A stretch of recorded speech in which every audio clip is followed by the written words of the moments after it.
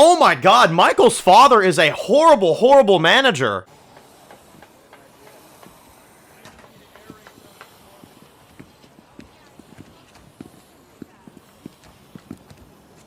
The dark horses, for your request.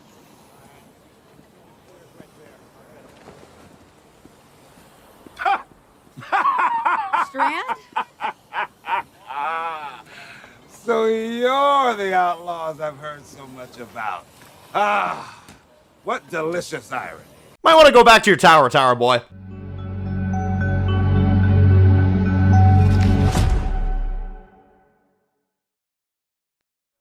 Alright guys, this one's going to be doing a review today, this one's going to be doing a review for today, this one is going to be doing my review for a brand new one here, this is a brand new movie, this is my review for the highly anticipated Michael movie from 2026. So, massive fan of Michael Jackson, had to get tickets to this, had to go see this one, I was very, very excited to check this one out, and my first impressions on this movie is, wow.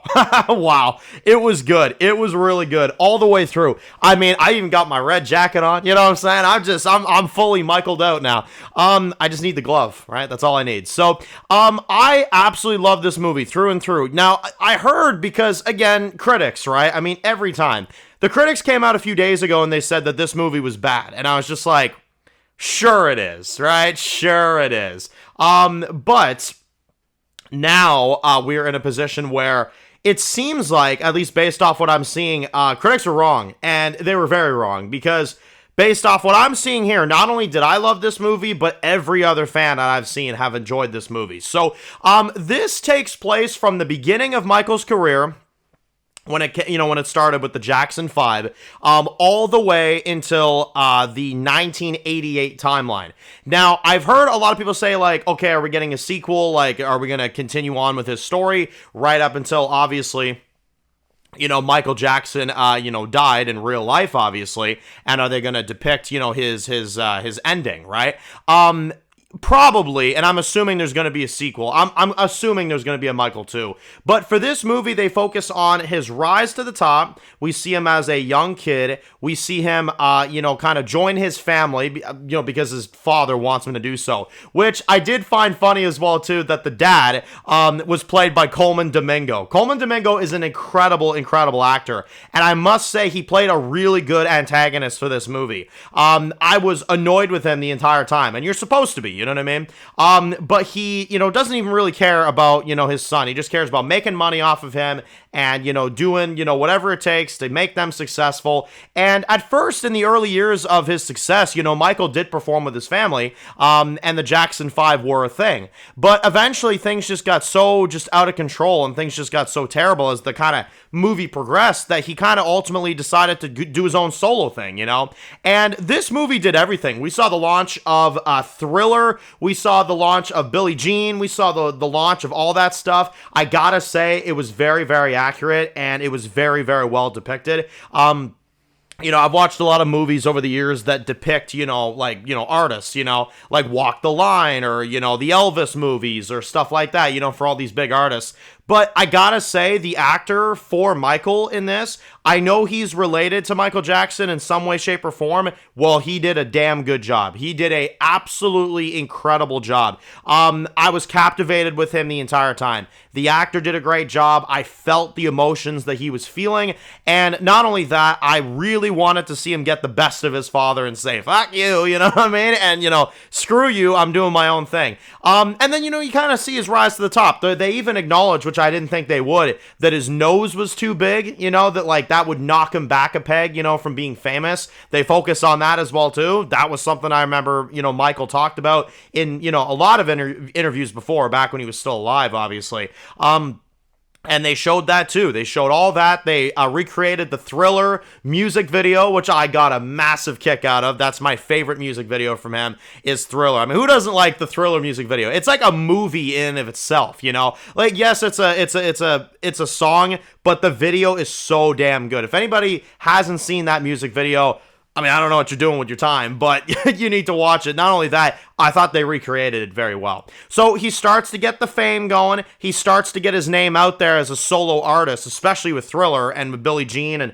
some of these other songs. And his dad starts to get pissed off because now he's venturing out and doing his own thing. And all his dad wants is him to be out there with the family doing everything like that, you know? So he begs him and he begs him and he begs him. And then eventually he does give in and he does do a show with his family again. Problem is, one night his hair is lit on fire because of all the stuff going on stage, and eventually he doesn't even realize it at first, and then it gets to his scalp, and then he's rushed to the ER, and his dad is, there, of course, and all the family's wondering, like, oh my god, is Michael okay? And the one thing that this bastard does is like, yeah, is he good enough to get back on stage? Like, doesn't even check if he's okay, doesn't even give a shit about that. He just doesn't care. He wants him out on stage, and that's all he fucking cared about. And I'm like, damn, man.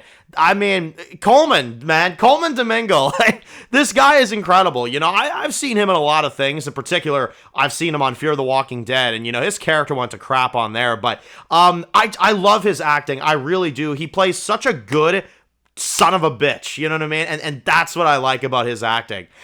He's so believable in this role. I hated him this entire movie. And I genuinely was just like, okay, like, seriously, back the fuck off of him.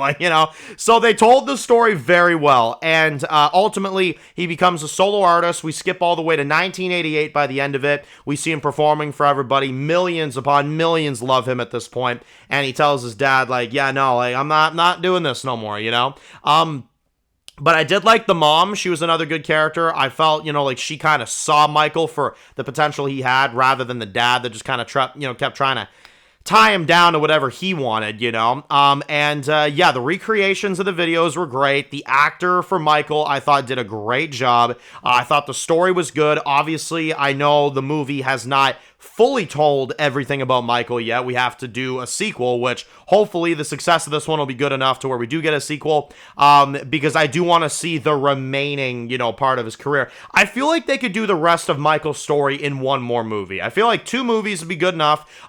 They could definitely tell the rest of his story from 1988 all the way to, when he died, obviously, in, the 2000s. So, I think you could tell it. Yeah, I think one more movie would do it. Another 2 hours worth, you know what I mean?